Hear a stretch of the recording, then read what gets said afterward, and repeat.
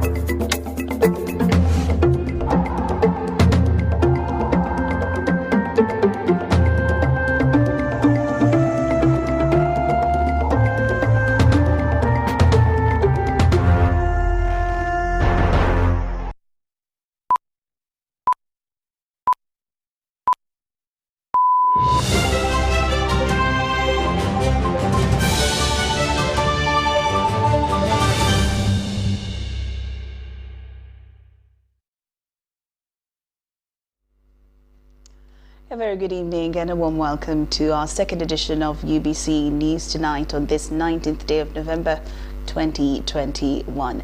Now, before we delve into tonight's bulletin, let's first take a look at tonight's headlines.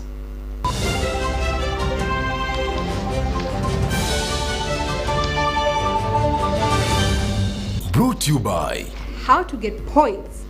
Just use MTN to make calls, send SMS, load airtime, buy bundles, or pay for MTN subscription services. Everywhere you go, MTN.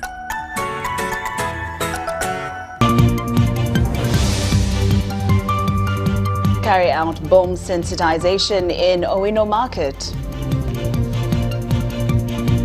Chibuli Muslim community dedicates Jummah prayers for peace in the country. Security in Chisoro arrests 2 suspected ADF rebels. And ADF fighters advised to abandon rebellion. Was brought to you by Everywhere you go, MTN.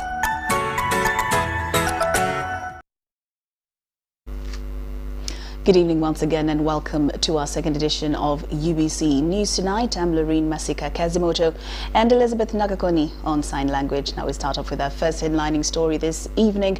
The Vice President, Major Jessica Lupo, has launched the National Green Industrial Database. The database is aligned with the Green Manufacturing Strategy and is set to implement the partial recommendations of the Eco-Industrial Policy Guidelines. We have more in this report. The launch of the dashboard comes at an opportune time when the government is prioritizing green growth programs. It will provide a platform for effective data management to allow timely access to industrial data. The source of Uganda's greater wealth will come from having strong manufacturing capacity for competitiveness in regional trade and integration into global value chains. The National Development Plan 3, which is currently under implementation, identifies industrialization and urbanization among the key components to be harnessed to achieve a desired economic transformation. As we industrialize, we should not forget the environment. We should do both, and indeed both can be achieved by using green energy, by using green methods of producing our products here in Uganda. This term renewable energy is simply saying the less you use of fumes that destroy our cover, the better while you're doing manufacturing. The less you pollute our rivers and lakes, the better while you're doing your manufacturing. Green manufacturing strategy and the National Industrial Database are geared at creating a strong, resilient and competitive industrial base. If you don't invest in proper waste management now, 10 years from now, 15 years from now, we'll stand here again and somebody will say, oh, the industrial zone of Soroti is producing so much waste. How are we going to fix it? trying to fix something afterwards is always more expensive. We live in the environment, we do our activities on environment, and we must protect. So for us, we welcome the idea of the Ministry of Trade in emphasizing it that all industries must have the recycling technologies. The European Union is partnering with Global Green Growth Institute in implementing a 3-year project running from 2020 to 2023, which is aimed at promoting sustainable development and inclusive growth in Uganda by focusing on green city development, green industrialization, and efficient waste management. Dennis Igoa and Charlotte Amuge for UBC News.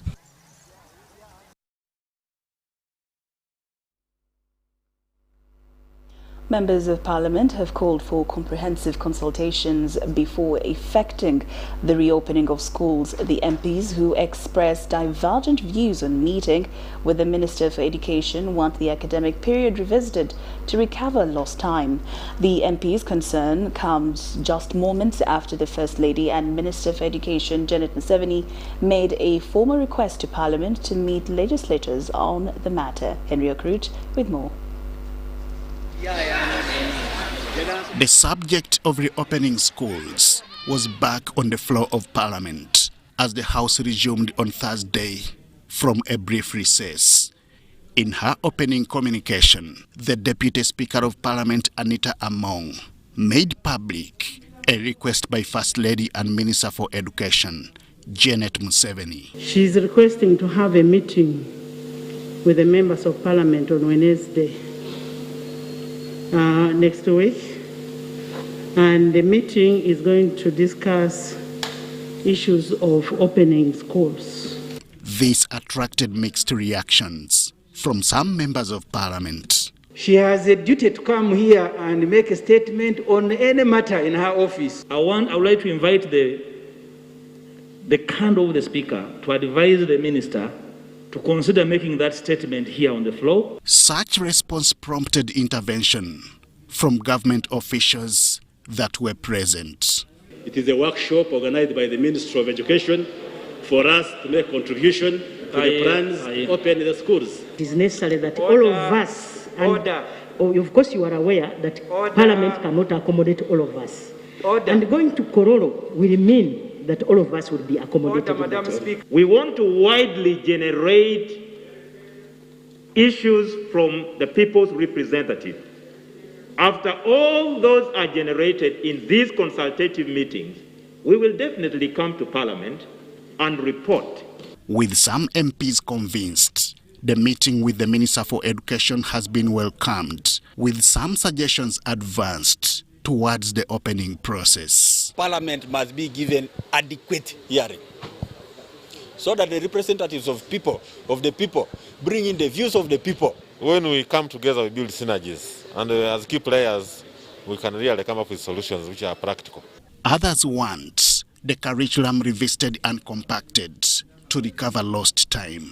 Getting worried of the lost time is not a very big deal, but what was important to first secure the lives of our children, which I guarantee at least has been secured. We need the minister to tell us clearly her plan together with the ministry. What do they plan and what are the processes involved in opening the school and when the school will be open. Our teachers should be motivated so that they work with a lot of motivation. Because if not that, if their spirit is low, then they will not manage. Institutions of learning at all levels were closed in March 2020, following the outbreak of the COVID-19 pandemic. The scheduled Wednesday meeting is part of the process for reopening, which is hinted for January 2022. Henry Okrut, UBC.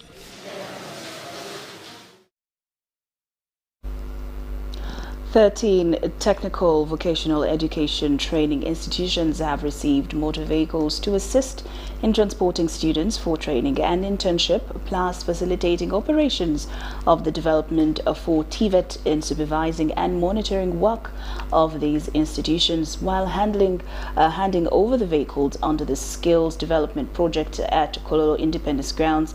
The Minister for Education and Sports, Janet Museveni, cautioned heads of these institutions against using the vehicles for personal work. A couple of years ago, government took $100 million loan facility from the World Bank to help improve capabilities in technical training institutions. These funds were used to implement the Uganda Skills Development Project, with a big portion going into infrastructure development and equipping the institutions. In addition to having poor infrastructure and insufficient equipment, the institutions had a challenge of inadequate transport to facilitate learning and service delivery.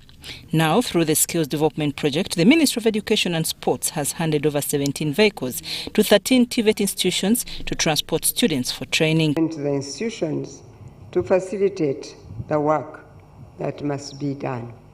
That's the sole purpose of these vehicles.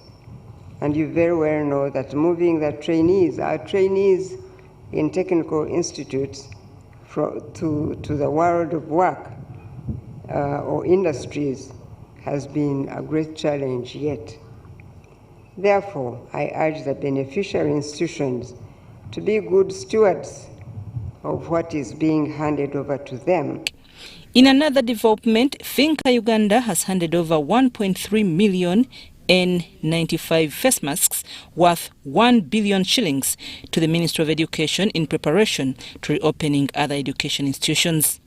This consignment has been donated to medical students to protect them from COVID-19 as frontline workers. The thing that COVID has taught us, it has taught us to be ready with the technical, medical, human resource to fight any other endemic or pandemic that may arrive.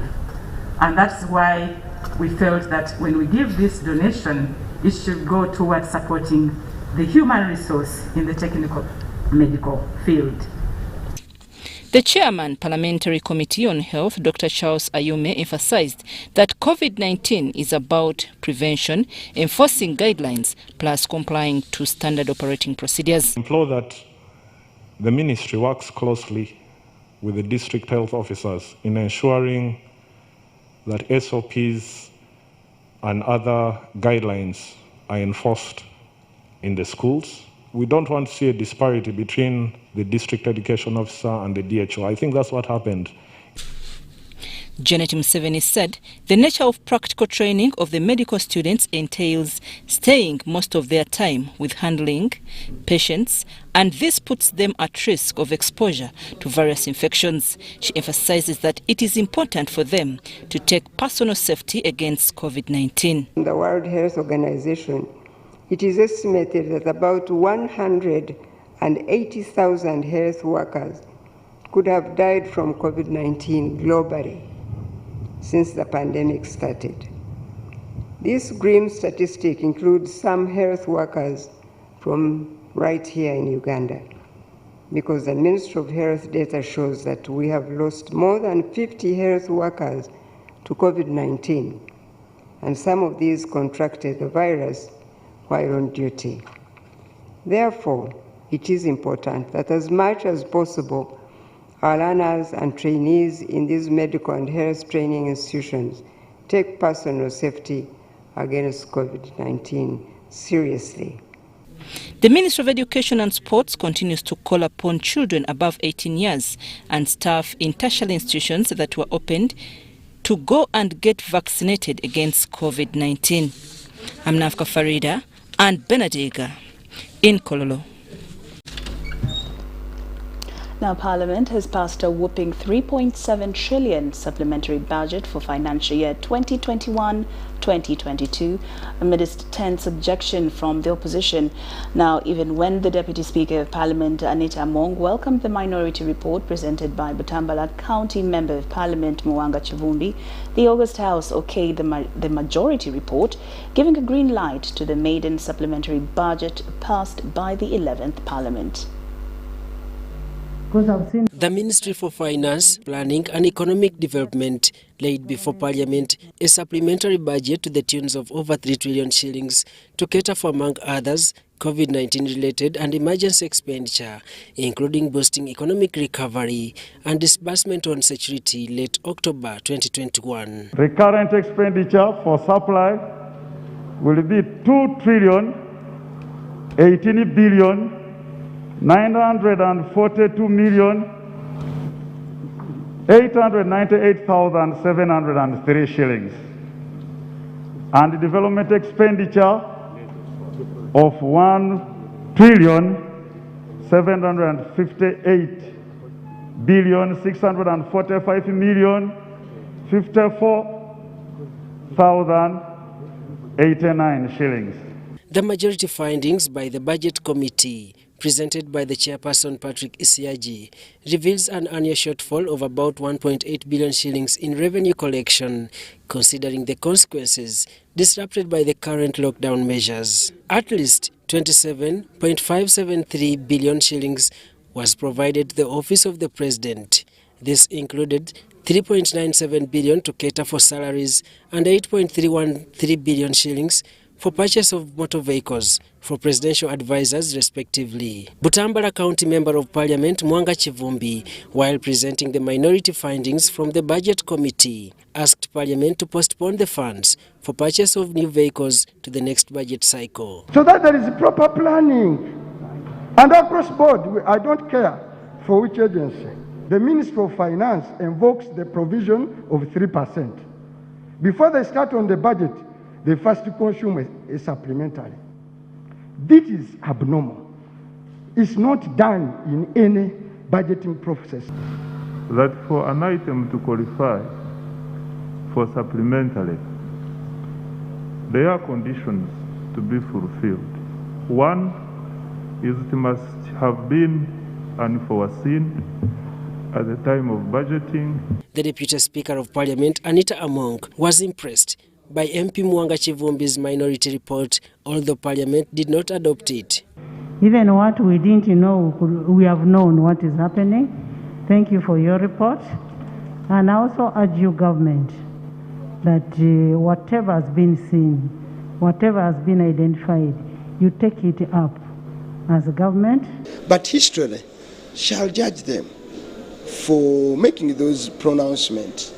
The 3.7 trillion shilling supplementary budget passed attracts about 2 trillion external financing, putting Uganda's debt ratio to about 54%. Daniel Mugoya, Gloria Gwitabinji, UBC News. Security in Chisoro district has arrested 2 men suspected to be rebel collaborators of ADF.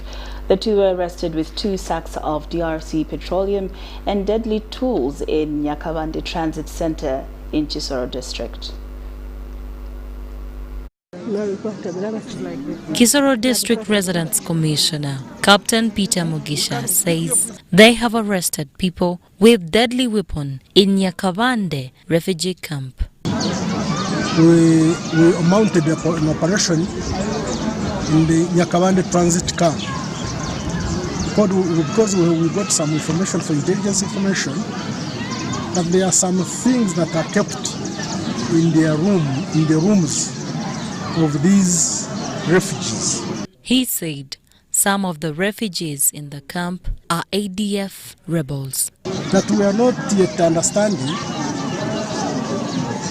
but I think we are going to give it to the professionals to understand about it, and they tell us what is it. Suspected ADF rebels have been taken to Kisoro Central Police Station for further investigation.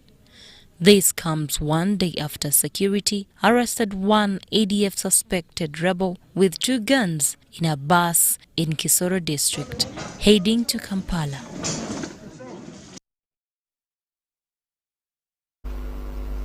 The current state of security in the country and the arrest of Muslims was key in the Jummah prayers held at the Uganda Muslim Supreme Council Gaddafi National Mosque's Old Kampala. Speaking to the congregation, Sheikh Juma Shiwuyo condemned the rampant murders in the country and the consistent arrest of Muslims as first suspects. Take a look.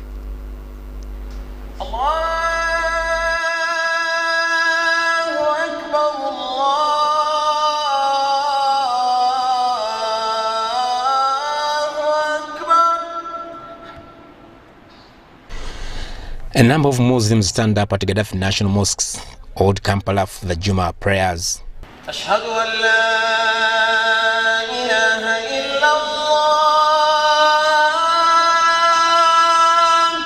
Prayers were led by Sheikh Juma Shiwuyo, who was joined by the other officials of the Uganda Muslim Supreme Council. My area of concern is, whenever something happens, the security agencies are reporting wrong information. I'm sorry to say so. Speaking during khutbah, Sheikh Juma Shiwuyo condemned the recent suicide bombing in the country and the consistent arrest of Muslims as first suspects. My area of concern is, whenever something happens, the security agencies are reporting wrong information. I'm sorry to say so. Sheikh Juma Shiwuyo appealed to the security agencies to carry out arrests of suspects professionally and to desist from innocent killings of Muslims. We condemn in strongest terms the bombings that are going in Kampala and other areas of the country. This is anti-Islam. And basing on what I have given you in the Quran and the Sunnah, there is no such act which can be done by a Muslim. If it has been done by a Muslim, then it is on his or her own, not on behalf of the Muslims. Whenever something goes wrong in the country, the culprits are Muslims. Is the title terrorist for Muslims alone? It isn't. Why have we been blacklisted in such areas to tarnish our image? He called upon the government to expeditiously investigate and bring to book the bombers. We shall not be happy with the security agencies to go over the radio stations and TVs to bring the information. When you watch the TV, you only say that is what this man is reporting really on the ground. The arrest and killings of Muslims come in time when family members of Sheikh Muhammad Kirevu, who have disputed the police narrative that he was shot dead after trying to resist arrest. Haruna Mtesa, UBC News. Now, still with the Muslim community, Muslims have thronged mosques to seek for Allah's intervention following the recent twin bomb blasts that paralyzed Kampala capital. Muslim clerics want government to produce and align all the suspects in connection to the recent bomb blasts to courts of law for justice than putting them out of action. The recent bomb blasts that claimed lives and left many injured in Kampala have created panic among a section of Ugandans. It is for this reason that security has been beefed up across the country, with numerous searches made to whip out those attached to the rebel groups. Sheikh Muhammad Kirevu was one of the leaders involved in the active recruitment of personnel into the ranks of ADF, and was one of those who were promoting the image. The Muslim faith this morning turned up at different mosques across Kampala to seek for Allah's guidance and prayed for peace and harmony to prevail in the country. Thuraya Mosque in Kasero was our first place and filled to capacity. Sheikh Muhammad Yunus Kamoga conveyed his condolence message to the grieving families who lost their loved ones in the twin bombs in Kampala and thereafter. Yunus asked the government to consider producing suspects of terror attacks and bomb blasts before courts of law.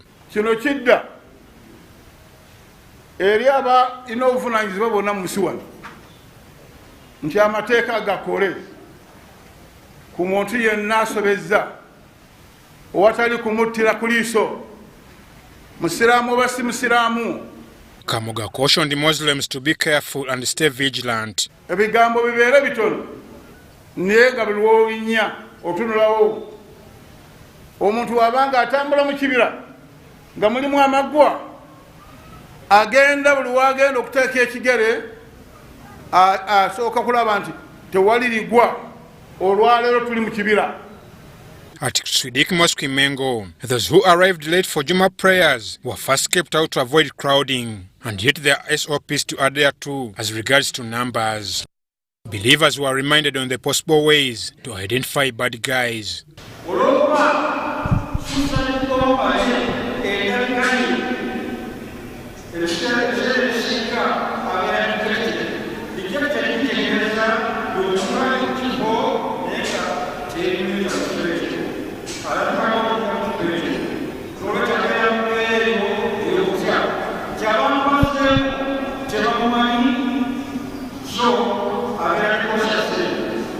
Muslims also called for a discussion with the stakeholders to sort the alleged differences. Seen also Christians, they are growing beard. It is actually a trademark of this era. Most of our artists are growing beard. So we are saying, although it is one of our teachings, our Prophet taught that a Muslim can grow beard. So we should be very careful again. Not every person wearing a beard is a Muslim. We've even seen Jews. I'm Ivan Juko, reporting for UBC in Kampala. All right, now 3 days after the Kampala bombings, talk on how the attacks are affiliated to the Islam faith continues, with a list of the attackers bearing Islamic names and affiliated to the Islamic State group. Educationists believe this has nothing to do with Islam.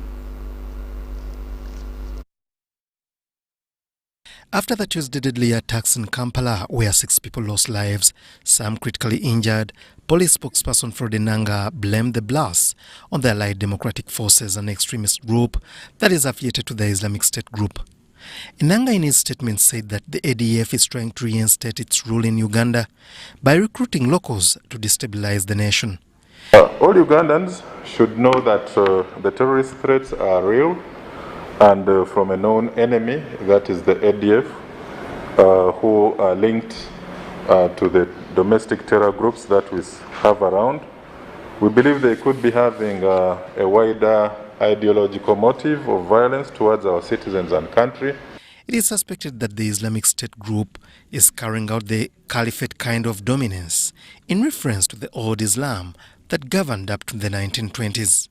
Caliphate, the political religious state, comprising the Muslim community, lands and people under its dominion in the centuries following the death of Prophet Muhammad. When the Prophet of Islam was alive, all right, in so many centuries ago, he was the leader, all right? He was the leader of the Muslim society, the Muslim state, which he established in the city of Medina. After him, he had successors, all right? Those successors who came after him, 1, 2, 3, 4, and so on, they established the authority of the Muslim state. Now, that authority of the Muslim state, which was already by the way there, it's now that the Prophet was now out of picture. Now it was other individuals who were not prophets, but they were the assigned Muslim leaders. So they were called caliphs. We say, for example, Caliph Abu Bakr, he was the leader. So the territory he was taking, which he had inherited from the Prophet, was the Caliphate of Islam. The idea that somebody wants to re-establish a caliphate is not a bad idea in its own, but it cannot be established like that, through bombing, through suicidation. I mean, if you want to lead people, you can't lead them by harassing them. The director of Islamic University in Uganda, Kampala campus, Dr. Twaha Kasule Mohammed, and also a renowned educationist and researcher, he said it's unfortunate to relate Islam as a religion to the ongoing killings, as it preaches peace in all its teachings. The religion of Islam is peaceful. It does not ask anybody to kill people indiscriminately, and whoever is doing that, they are doing it for their own objective. They don't represent the Muslim Ummah. They are not really people who are fighting for us. I cannot be considered to be represented by this kind of actions.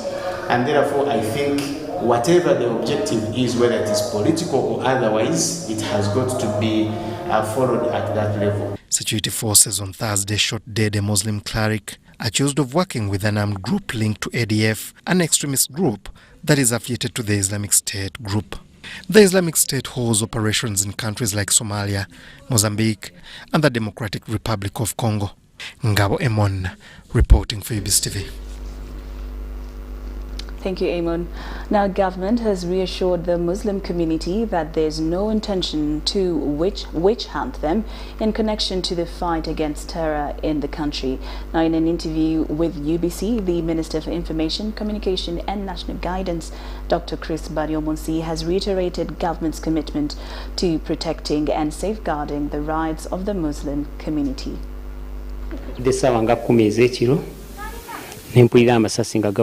Following last Thursday's gunning down of Sheikh Muhammad Abbas Chirevu, a suspected ADF collaborator, the Muslim community and a section of members of the public are now calling it witch hunt.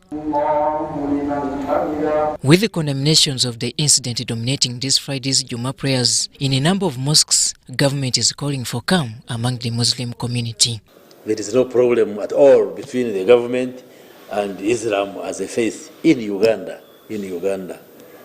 And yes, maybe they argue that some of the suspects who have been arrested are Muslims. So would the Muslim leaders in Uganda want to get on record that they have proof that those individuals have not participated in the crime? Is that what they are saying? It is like me getting involved in criminal activities and the Pope says, that is my Catholic. You are lying. He cannot get involved. Does the Pope live with me? Would he know what I do in the private? The Minister of Information, Communication and National Guidance, Dr. Chris Baryomonsi, says those castigating the government's path of combating crime might be forgetting the past, where government has enjoyed cordial relationship with the Muslim community. We have distinguished Muslims who are in academia, in public life. How come they haven't been arrested? So what defines your arrest is the activities you are suspected to have engaged in, whether you are a Muslim or a Christian or a pagan. So it's not about the faith.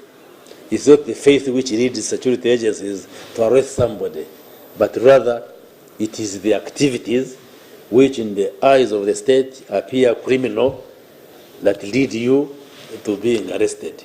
Among the voices being raised, especially from the Muslim community and human rights defenders, is about the police's act of disabling criminal suspects. The position of government is that suspects are treated as innocent until when they are proven guilty by competent courts or if they plead guilty on their own. In those cases where people have died, the suspects usually resist arrests, either violently resist arrests or they try to run away from the arresting officers.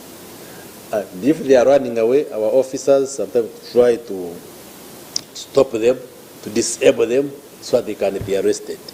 Baryomonsi pledges government's commitment in bringing to book security operatives who overstep their mandate in line of duty. Yes, we shall find out what happened, and we are always ready and willing to investigate any case. So there should be no problem investigating the matter, and then we establish the facts exactly what happened, because we are a law-abiding society, we are a law-abiding government.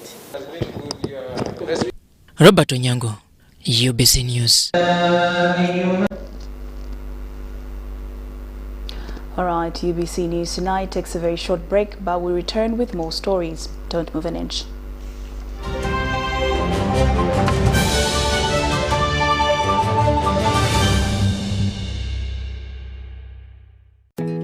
Grow together with one of Uganda's largest companies. Apply for MTN shares for as low as 100,000 Uganda shillings. And when you apply using MTN Mobile Money, you get 10 free extra shares for every 100 shares you apply for. Dial *165*65# or use the MyMTN app to apply now. The terms and conditions of the offer and other important information are set out in the prospectus. For assistance, visit any MTN service center or Stanbic Bank branch countrywide or a licensed broker.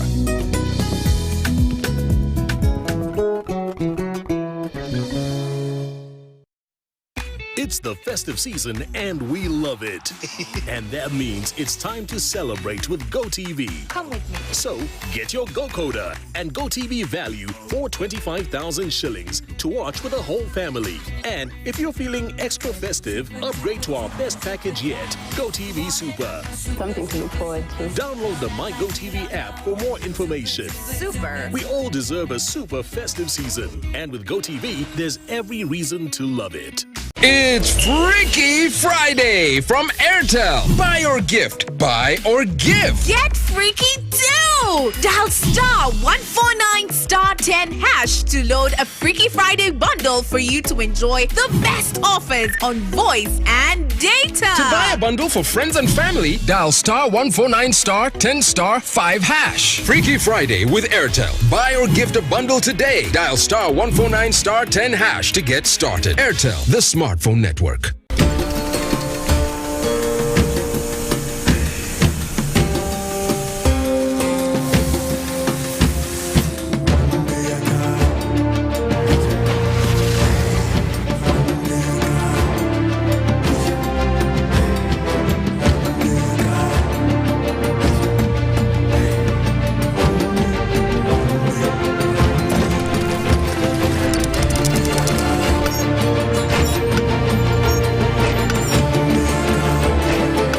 Introducing the all-new Roofing's TMX 500C rebars with cut and bend surfaces.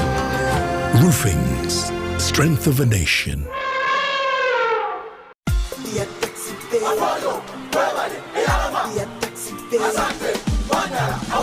The Taxpayers Appreciation Season is here! We recognize, celebrate, and award Uganda's top taxpayers. Be part of the online Bombaya Business Summits and stand a chance to win smartphones, gift sets, hampers, and loads more. Visit our social media pages to find out more. We appreciate you for paying your taxes. We're proud to be Ugandan.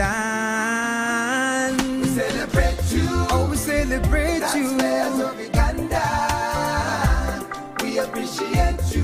We appreciate you. Uganda together. Uganda Revenue Authority. Developing Uganda together.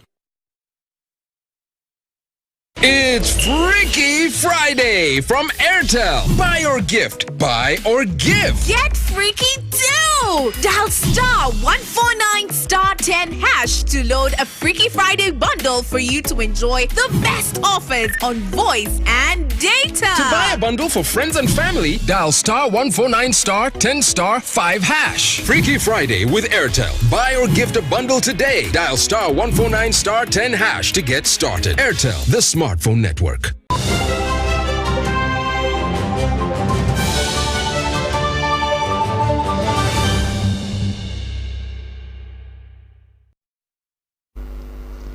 Welcome back from that break, and we're glad that you're still watching UBC News Tonight. I'm Lauryn Kazimoto and Elizabeth Nakakoni on sign language. Now moving on to more stories following numerous suicide bomb attacks in the country. Amnesty Commission Uganda has sounded a serious warning to the former Allied Democratic Forces ex-combatants against indulging into terror activities. Now, these have been told that if caught, amnesty will not only be cancelled, but also the law will take its course against individual culprits. We have the details.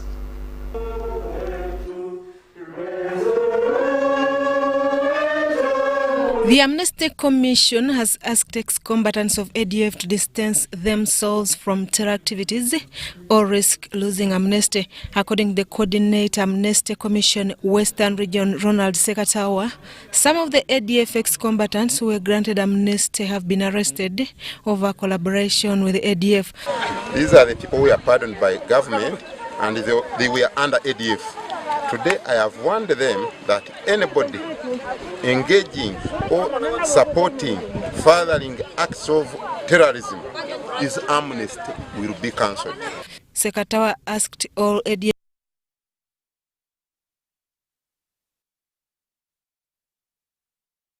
combatants in Kasese district to focus on agriculture in order to boost their household income. And after that, it will mean the strong hand of the courts will take their decision on these people.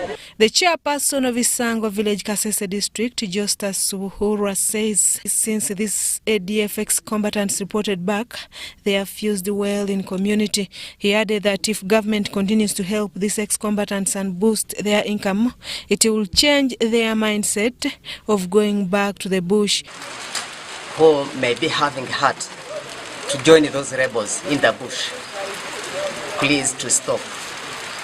Stay at home for constructive issues, not destructive issues when you go to the bush. Please come back, those who are still there.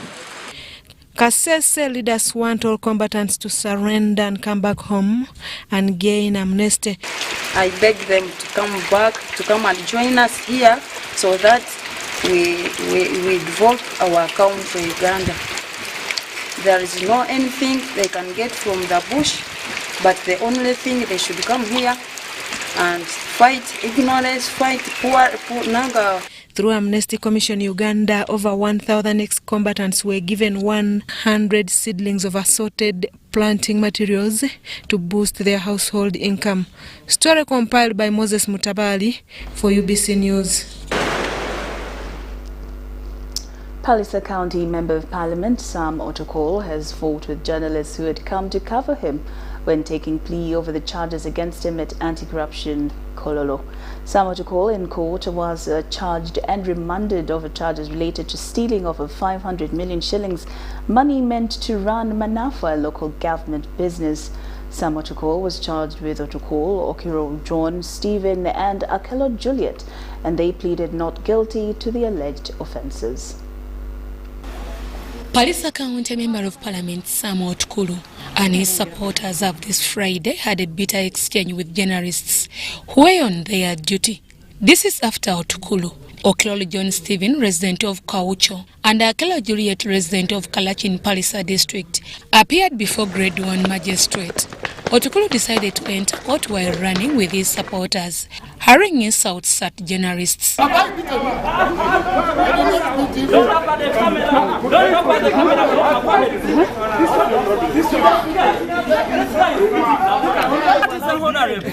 understand. In your profession, are you guys supposed to beat people? Are you supposed to beat people? People saw you when you are beating.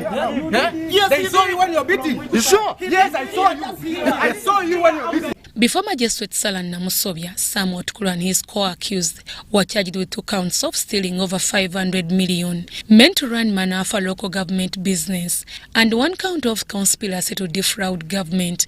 Prosecution was led by David Mugamba, who informed court that inquiries are still ongoing. The accused in court were represented by counsel Higenyi Nasabadl, who asked court to grant the accused bail. Magistrate Salan Namusobia granted Sam Otokolo a cash bail of 10 million Ugandan shillings, Okelo John Stephen 9 million, Akelo Juliet 5 million cash, and sureties 50 million each non-cash. The accused were arrested by State House and Corruption Unit, committed the alleged offences in September 2018 and May 2019 in Palliser District. In another development, the Buganda Road Court has granted a cash bail of 1 million and sureties 50 million non-cash to each of the 3 accused persons who are facing charges related to libel, offensive communication, and demanding money with threats. These include Moses Begire, Kareire Pedison, Moses Mugalula, and Matovu Frank. The conditions are that Each gentleman there pays in cash before release a sum of 1 million Uganda shillings only. The sureties are each bonded to a sum of 50 million Uganda shillings. The three accused of unlawfully using their WhatsApp and Facebook pages to publish defamatory matters concerning the Deputy Speaker of Parliament, Anita Mong, and demanding a lot of money. This case is presided over by Magistrate Gladys Kamasany, and court will resume on 17th December 2021 for mention. Meanwhile, the hearing of the case where the three people facing charges related to terrorism attack during the send-off of the late Major General Paul Lokech in Padeo District flops. This followed the transfer of Magistrate Doreen Olga Kalungi from Buganda Road Court, who was presiding over this matter. The accused persons in this matter include Katumba Rashid, Luyenje Najim, and Chiemba Arafat. It is alleged that the three and others still at large in Padeo District unlawfully had in their possession pieces of electronic detonator, ammonium nutrients among others, materials for making explosives. Deborah Namamonde, Nantongo Rebecca, UBC News. Star Times Uganda has unveiled a festive campaign season geared at rewarding and upgrading customers to a new TV experience. Now, according to Ismailule, the marketing and brand manager of Star Times, cash, prizes, television sets and school fees are up for grabs.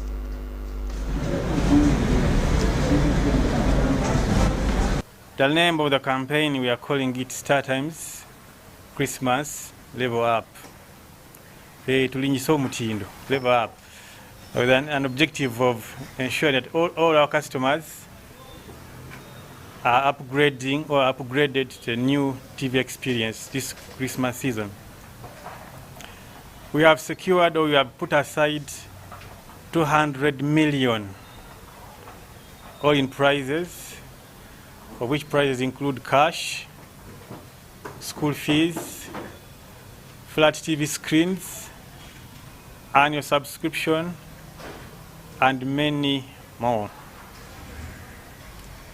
Our customers, all our customers have the chance of sharing these amazing offers.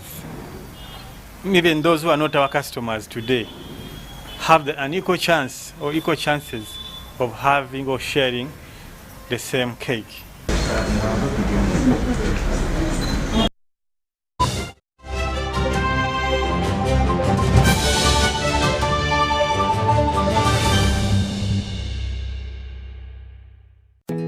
Grow together with one of Uganda's largest companies. Apply for MTN shares for as low as 100,000 Uganda shillings. And when you apply using MTN mobile money, you get 10 free extra shares for every 100 shares you apply for. Dial *165*65# or use the MyMTN app to apply now. The terms and conditions of the offer and other important information are set out in the prospectus. For assistance, visit any MTN service center or Stanbic Bank branch countrywide or a licensed broker.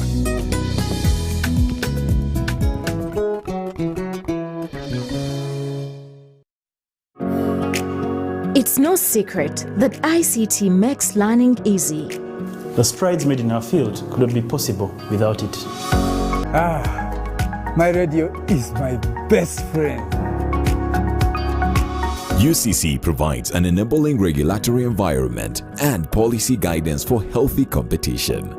We also facilitate ease of doing business in the communications sector through licensing, standardization, spectrum management, tariff regulation, rural communication development, and consumer empowerment. An informed consumer is an empowered consumer.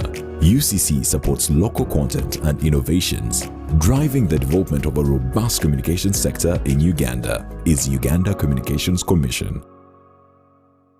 It's Freaky Friday from Airtel. Buy or gift. Buy or give. Get freaky too! go! Dial star 149 star 10 hash to load a Freaky Friday bundle for you to enjoy the best offers on voice and data. To buy a bundle for friends and family, dial star 149 star 10 star 5 hash. Freaky Friday with Airtel. Buy or gift a bundle today. Dial star 149 star 10 hash to get started. Airtel, the smartphone network.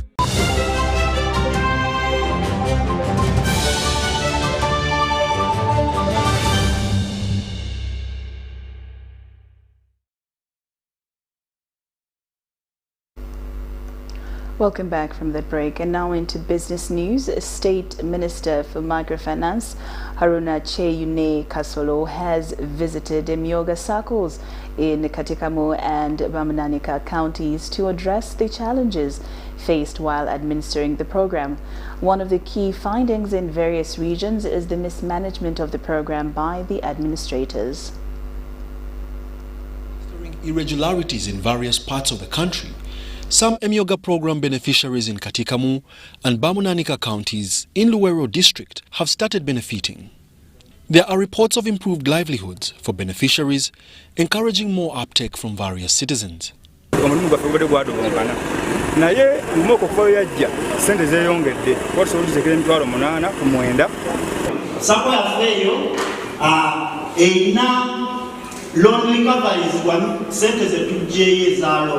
Wa millions 18 mw'emitwalo 18 mu bibiri. State Minister for Microfinance Haruna Kasolo has pledged to enhance well-performing circles with a sum of up to 20 million Ugandan shillings.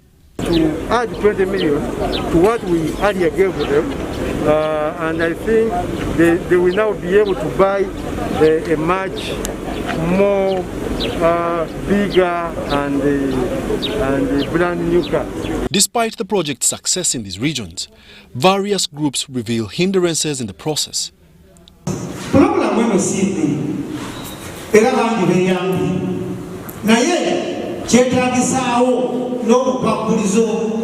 Buli mwezi nakwa mukoleka report wadeka page oba mukakubye mu computer oba muwandikisiza ngalo. Government established the Emyoga Microfinance Program in August 2019 to improve household incomes through SACCOs, targeting 18 specialized categories in the informal sector. Wadulo Makanold for UBC News in Luwero District. Kenya Ports Authority has celebrated 25 years since the inception of its Kampala liaison office in 1996. The country office has brought services closer to the customers and over the years increased Uganda's market share of cargo passing through the port of Mombasa to 23.7%. The Northern Corridor, served by the Port of Mombasa in Kenya, is still the most preferable import and export route for Uganda. Over the years, the market share has grown exponentially, reaching 23.7 in 2020. Uganda, as it is, it's one of the major users of the Port of Mombasa, second to Kenya. So we are celebrating a relationship. And I hear people are talking about marriage, but you know what has happened to marriage these days? Ours is not marriage, it's a brotherly bond. Port of Mombasa has increased its efficiency. It has been automated, and as we are talking now, officers of URA are based in Mombasa, where they make sure there is the issue of taxation. The increase in transit cargo has led to appropriate investments towards modernization and expansion of the port facilities. KPA Kampala office is credited for reducing time taken on getting feedback on the status of cargo to Uganda and verification of port charges. We started with shares of 14%. What came through the Port of Mombasa, the total throughput or cargo volumes, 14% was Uganda cargo. Right now, Uganda has grown tremendously, and it contributes to 25% of everything that is delivered at the Port of Mombasa. Kenya has completed the connection between the SGR, standard gauge railway, from Naivasha to the meter gauge railway at a place called Longnot. Now, that is good news for us as Uganda, because then you rail your cargo from Mombasa into Naivasha ICD on SGR, then move it on MGR, the ordinary line, the meter gauge, up to Maraba. Despite the unprecedented impact of the COVID-19 pandemic, the Port of Mombasa handled 25.17 million tons from January to September, compared to 25.05 million tons in the corresponding period in 2020, which is believed to be a notable sign of resilience. Charlotte Amuge for UBC Business. Uganda's appeal for better tea product has been re-examined by experts that call for several key areas to be addressed. Notable of these is government intervention in this mainly private sector-run enterprise. We have more in this report. Tea growing in Uganda continues to flourish by the day, with the western part of the country most fertile. Swazi Highlander Tea Factory is one of the most prominent in that sector that is steadily growing amidst many challenges. Swazi sprang into existence largely to address the gap between farmers and the processing, which had Ankole and Igara tea factories, but the two couldn't handle all available raw materials. The lack of enough production lines still exists and can be addressed by government intervention to improve quality and tonnage. There's now more tea that has come on board because the government gave out free seedlings. People have planted, and they are now coming on board. They have matured. So the issue of now processing again is another thorn in the tea industry.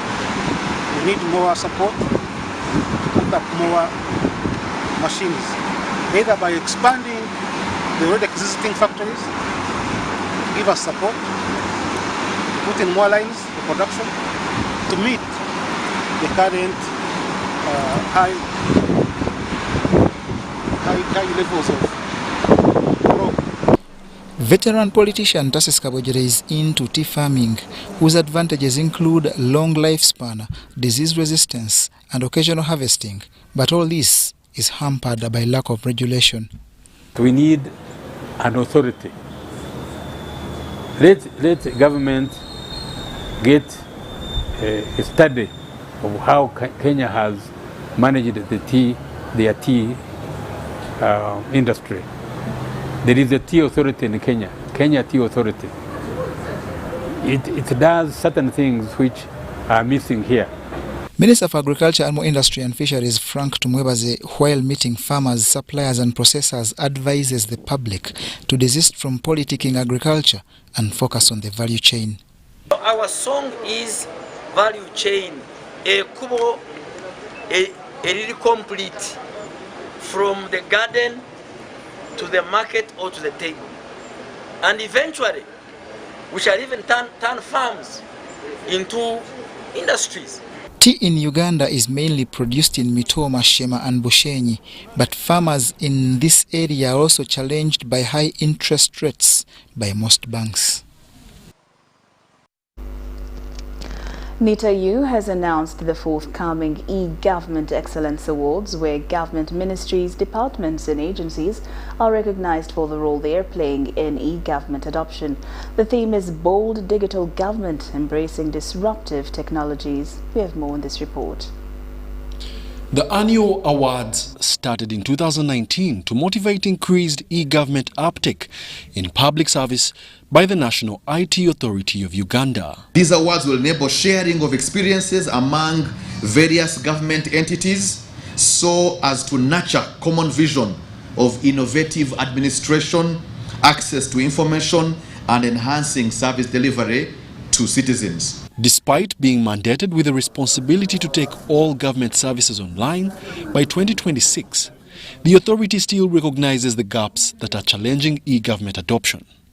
Now, there's a lot of discussion within government going on around smart devices and how to make them more affordable, including the most recent assembly plant, which was brought into the country for smartphones and tablets, to make these devices more affordable. But ultimately, we need to lower the price of internet and we need to bring down the price of hardware devices, phones, smartphones especially.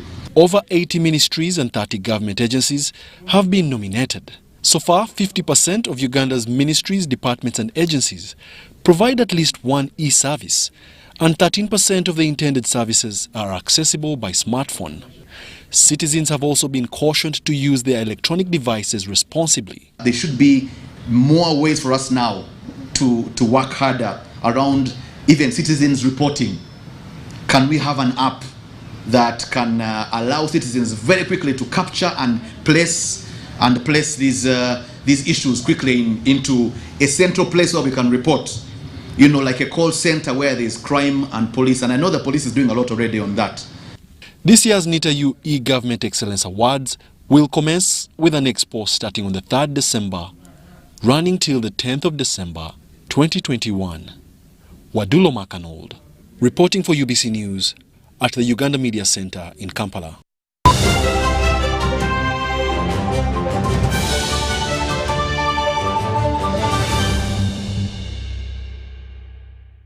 It's Freaky Friday from Airtel. Buy or gift. Buy or give. Get freaky too! Dial *149*10# to load a Freaky Friday bundle for you to enjoy the best offers on voice and data. To buy a bundle for friends and family, dial *149*10*5#. Freaky Friday with Airtel. Buy or gift a bundle today. Dial *149*10# to get started. Airtel, the smartphone network.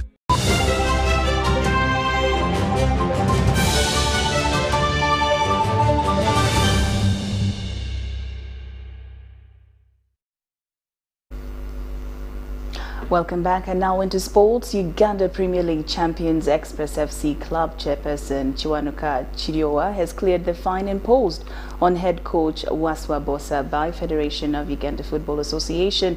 Now this comes barely a day to the much anticipated Kampala derby, in which Express FC hosts eternal rivals SC Villa at Wankulukuku tomorrow. Bosa was suspended for 3 games by Federation of Uganda Football Association over improper conduct after Express's loss to Arua Hill last month. The Federation handed a 3-game touchline ban to the Gather, which also came with a 2 million shillings fine, which has also now been cleared with a condition that Bosa signs a code of conduct that will check his discipline. Today, the president of Express Football Club, who is also the Attorney General of Uganda, the Honorable Chiriowa Chiwanuka, has intervened upon my request, has intervened to ensure that we put an end to the sanctions imposed on Bosa after him being found guilty of misuse and his language and making utterances against the club management and the game in general. So he was convicted by the committee of FUFA, responsible for ethics and integrity, and the disciplinary committee, and sanctions were put against him. So he's been serving that sentence of ensuring that he absconds from the game, but at the same time making a cash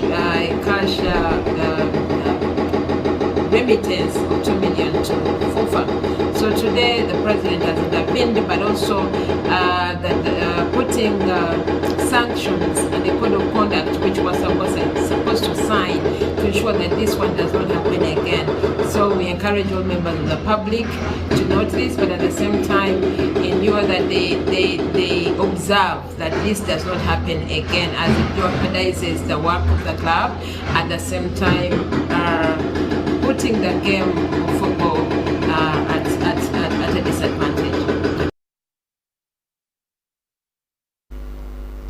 Federation of Uganda Football Association has committed to continue its transparency that has enabled it to attract funds from government. This was by FUFA Vice President Justice Mugisha at the occasion of touring of FUFA projects by members of Parliament's Budget Committee that visited, among others, the Kadiba football ground in Lubaga. Now we see an opportunity of working together with the government to add on what FIFA has given us.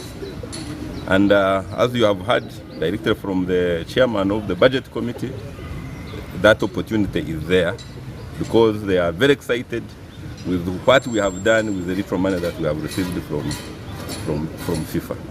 and we're excited about that. And then this opportunity has availed itself because of having the right people in Parliament. The chairman of the Budget Committee was at one time the treasurer of the Federation, and he's the one who was responsible for building the first FIFA house through FIFA money. So he knows it all. And then of recent, we are also very lucky that we have our own president of the Federation to be elected to the Parliament, and we are also lucky that the two of them, both of them, sit on the Budget Committee. So the multiplier effect is big, and we are very excited about that. And once more, this facility, it has been demonstrated. We have been using a private stadium for the national team, and now the need has been seen that the Federation can also have a facility, which facility can also be used for the national team. And this is very important, and we are glad and honored that today the real people of Parliament who give out the money have visited this project.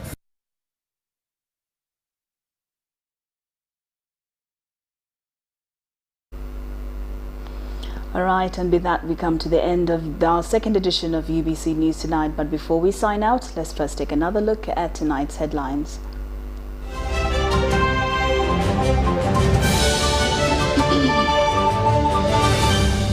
Brought to you by How to get points.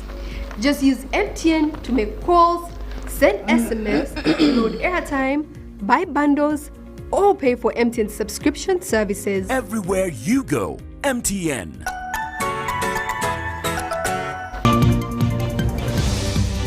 In our headlines tonight, police carry out bomb sensitization in Owino Market.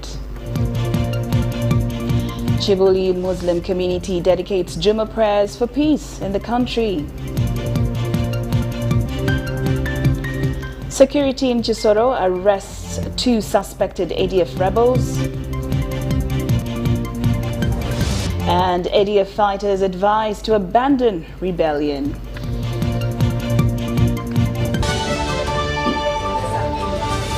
Was brought to you by Everywhere You Go, MTN.